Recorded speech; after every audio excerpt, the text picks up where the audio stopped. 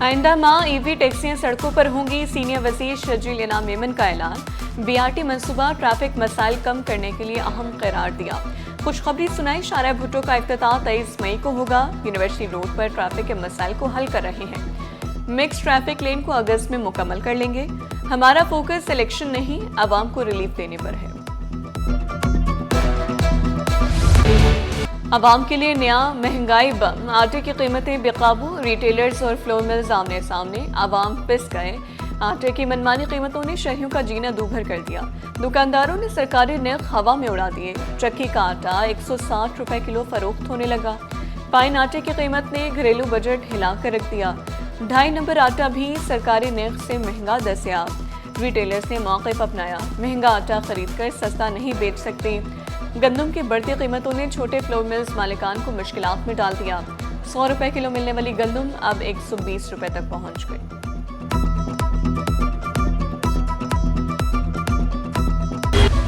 مہنگائی کا ڈبل وار، گیس بند، L P جی مہنگی، کراچی میں اتوار بھی گیس بحران کے نام۔ ایل پی جی مافیا سرگرم، شہری لٹنے لگے۔ شہری سرکاری قیمت سے 76 روپے کلو مہنگی استعمال کرنے پر مجبور۔ ایل پی جی 400 روپے کلو تک پہنچ گئی۔ شہریوں نے شکوہ کیا، گیس آتی نہیں، بل وقت پر آ جاتا ہے، ایل پی جی اضافی بوجھ بن رہی ہے۔ آرام باغ فرنیچر مارکیٹ میں تجاوزات کے خلاف بڑا آپریشن۔ اسسٹنٹ کمشنر ہاشم بھنگوار کا ایکشن، متعدد دکانیں اور گودام سیل۔ تاجر رہنماؤں کی دکانیں بھی زد میں آ گئیں۔ چیئرمین آل کراچی تاجر اتحاد عتیق میر کی دکان سیل۔ آل سٹی تاجر اتحاد کے ترجمان اسماعیل لال پوریا کی دکان بھی بند کر دی گئی۔ تجاوزات کے خلاف آپریشن پر تاجروں میں شدید بے چینی پھیل گئی۔ لاک ڈاؤن ختم، کاروبار بندش کے خلاف تاجروں کی جدوجہد کامیاب۔ تاجروں کی کوششوں سے لاک ڈاؤن ختم ہوا۔ رہنما صدر طارق روڈ ٹریڈ الیاس میمن بولے، لاک ڈاؤن ختم ہونے کا کریڈٹ کسی ایک فرد کو نہیں جاتا، پوری تاجر برادری نے مل کر آواز بلند کی۔ تاجر برادری نے عوامی مشکلات اجاگر کی۔ عید الاضحیٰ کب ہوگی؟ ذوالحج کا چاند دیکھنے کے لیے رویت حلال کمیٹی کا اجلاس آج ہوگا۔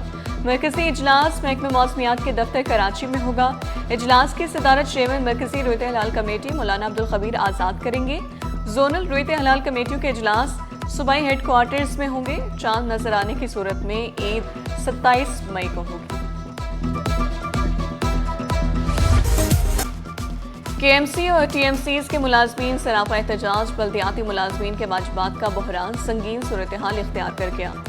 ریٹائرڈ ملازمین عید سے قبل مالی مشکلات کا شکار۔ ریٹائرڈ ملازمین کا کے ایم سی ہیڈ آفس کے باہر اہل خانہ سمیت عید منانے کا اعلان۔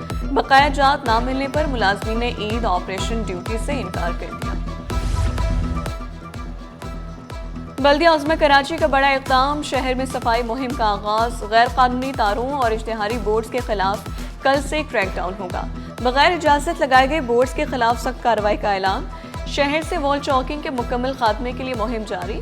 میئر کراچی کا شہر کی روشنیاں بحال کرنے کے لیے ہر ممکن اقدامات اٹھانے کا اعلان۔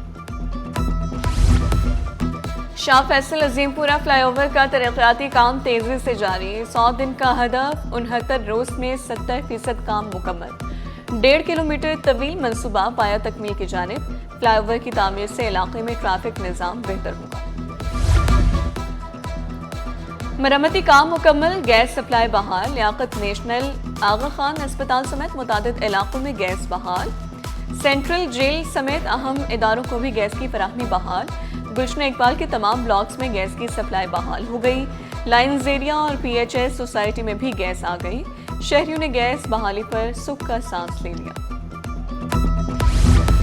اور او آئی سی سی آئی اراکین کے 100 ارب روپے سے زائد ریفنڈ زیر التوا۔ ٹیکس ریفنڈز میں تاخیر سے کاروباری نقد بہاؤ متاثر۔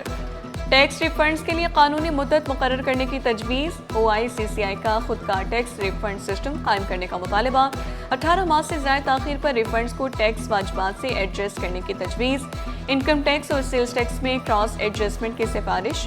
ٹیکس نظام میں اصلاحات سے سرمایہ کاروں کا اعتماد بحال ہونے کی امید۔